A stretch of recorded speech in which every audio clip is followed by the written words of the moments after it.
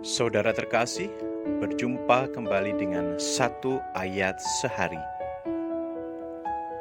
Ayat hari ini diambil dari Injil Lukas bab 5 ayat 8. Ketika Simon Petrus melihat hal itu, ia pun tersungkur di depan Yesus dan berkata, "Tuhan, pergilah daripadaku, karena aku ini seorang berdosa." Saudara masih ingat dengan korban-korban cuci otak yang beberapa tahun lewat terjadi? Mereka mengaku tiba-tiba melakukan sesuatu tanpa mereka sadari. Tiba-tiba saja mereka ada di suatu tempat dengan kelompok tertentu. Lalu mereka pergi, meninggalkan dan melupakan keluarganya. Pola rekrutmen model ini disebut dengan cuci otak atau brainwashing. Dan paling sering dipakai karena telah terbukti keberhasilannya. Seseorang akan dengan mudah dicekoki dengan ideologi tertentu. Dan selanjutnya mereka akan menjadi orang yang fanatik, membabi buta dalam mempertahankan apa yang ia miliki. Namun pola rekrutmen ini memiliki kelemahan mendasar, yaitu mereka hanya menjadi robot-robot tanpa hati nurani. Ketika Yesus bermaksud menjadikan Petrus dan rekan-rekannya penjala manusia, Dia tidak menggunakan cara brainwashing. Tuhan Yesus memperkenalkan dirinya tidak secara frontal. Karena Yesus mengikuti pola nalar Petrus sendiri. Petrus merasa dirinya paling tahu bagaimana dan kapan mencari ikan. Ia tahu dari pengalamannya menjadi nelayan selama bertahun-tahun bahwa ikan tidak akan muncul di siang hari. Apalagi mungkin sekali saat itu musim ikan sudah selesai, karena semalaman ia mencari ikan, hasilnya nihil.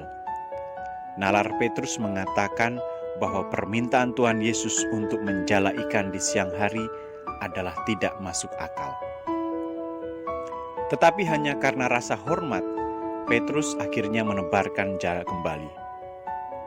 Akan tetapi, justru saat itu juga, ikan-ikan memenuhi jalannya. Nalar Petrus bekerja keras, hal yang tidak masuk akal terjadi. Dan itu hanya bisa terjadi karena satu hal. Yesus bukanlah guru biasa. Yesus pasti berasal dari Allah.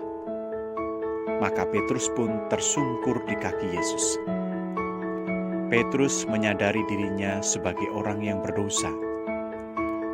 Petrus menunjukkan sikap imannya.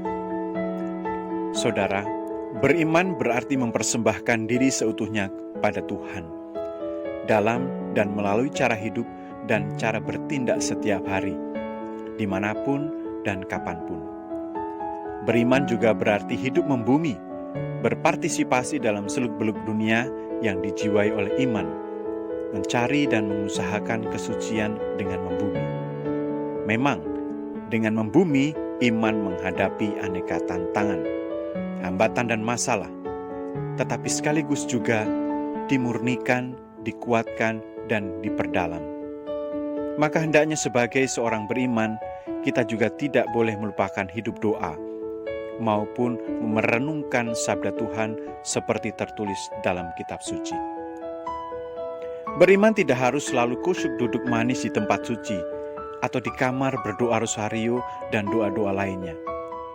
Tetapi senantiasa sepanjang hari dalam hadirat Tuhan, yaitu hidup dan bertindak sesuai dengan kehendak Tuhan. Dengan kata lain, sepanjang hari senantiasa gembira dan ceria, dinamis, penuh harapan, karena hidup bersama dan bersatu dengan Tuhan. Kita berharap agar kita senantiasa mengusahakan kesucian dalam pekerjaan atau dalam kesibukan kita setiap hari. Yesus telah memilih dan mengutus para murid untuk mulai melakukan pekerjaannya. Yesus telah mempersiapkan mereka agar saat Ia meninggalkan dunia, murid-muridnya sudah siap. Mari kita mengajak sebanyak-banyaknya orang untuk mengenal dan beriman pada Yesus.